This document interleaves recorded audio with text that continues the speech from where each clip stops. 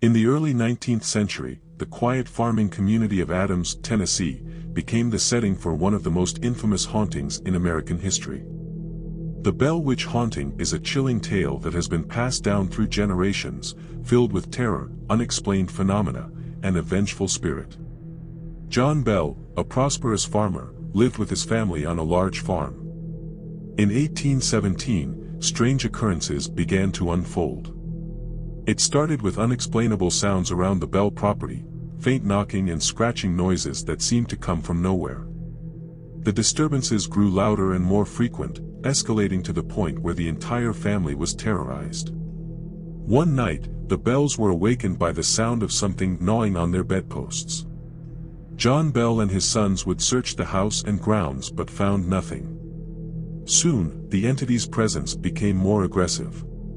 Blankets were yanked from beds, pillows were thrown across the room, and an unseen force physically attacked the family members. The Bell children were particularly targeted. Betsy Bell, the youngest daughter, endured the worst of the attacks. She was slapped, pinched, and even had her hair pulled by the invisible entity. Desperate for help, the Bells sought assistance from their neighbors and local ministers, but no one could explain or stop the haunting. Word of the supernatural events spread quickly, drawing visitors from far and wide, including Andrew Jackson, who would later become the President of the United States. Jackson had heard of the disturbances and decided to investigate.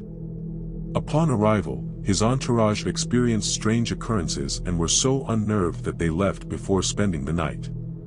The entity revealed itself through eerie voices and claimed to be the spirit of Kate Batts, a neighbor who believed she had been cheated in a land deal by John Bell. The spirit, known as Kate, promised to kill John Bell, and her hatred for him seemed to fuel the haunting. True to her word, John Bell's health deteriorated rapidly under the relentless torment. In 1820, he was found dead, with a mysterious vial of black liquid nearby. The spirit claimed responsibility for his death, declaring that she had poisoned him. After John Bell's death, the activity subsided, but the legend of the Bell Witch lived on. The Bell family continued to experience sporadic disturbances for years. Betsy, who was tormented the most, broke off her engagement due to the spirit's interference, and the Bell Witch promised to return in 7 years, which she did, albeit briefly.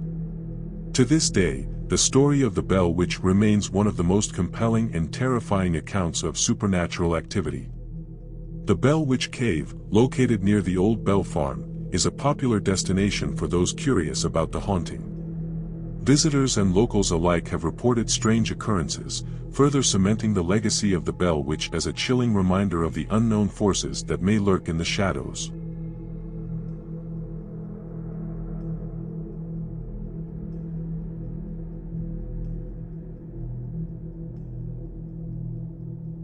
In the late 1970s, a seemingly ordinary house in Enfield, North London, became the center of a chilling and well-documented haunting. The Hodgson family, consisting of single mother Peggy Hodgson and her 4 children, experienced a series of terrifying events that would become known as the Enfield Poltergeist. It all began in August 1977. 11-year-old Janet Hodgson and her 10-year-old brother, Pete, complained that their beds were shaking violently. At first, Peggy dismissed their claims, thinking it was just childish imagination. But soon, the disturbances escalated. Loud knocking sounds echoed through the house, and furniture moved on its own. One night, Peggy witnessed a chest of drawers sliding across the room by itself, blocking the door. She was terrified and knew something was seriously wrong. Desperate for help, Peggy called the police. When the officers arrived, they too heard the knocking and witnessed a chair move across the floor. Despite their experiences, the police were unable to offer any practical assistance, so Peggy turned to the media.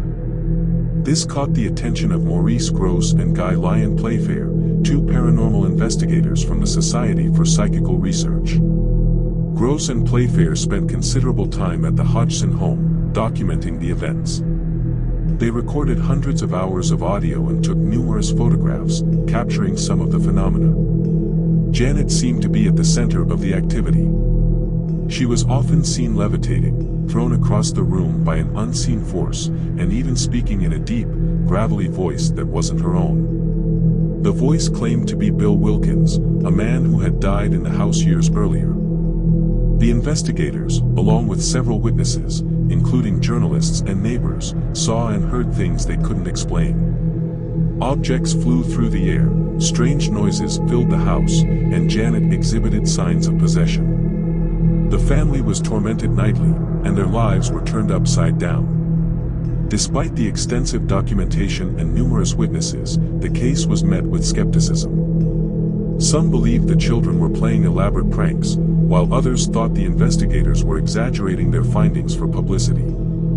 However, the Hodgson family and those who experienced the events firsthand remained convinced that something truly supernatural was occurring. The haunting continued for nearly 2 years, tapering off in 1979. Although the activity lessened, the impact on the Hodgson family was lasting. Janet later admitted that while some of the events were exaggerated, many of the occurrences were genuine and beyond explanation. The Enfield Poltergeist case remains one of the most famous and controversial hauntings in history. It inspired books, documentaries, and even a film, The Conjuring 2. To this day, the events at 284 Green Street in Enfield continue to baffle and terrify those who delve into the story, leaving an eerie reminder of the unexplained forces that might exist just beyond our understanding.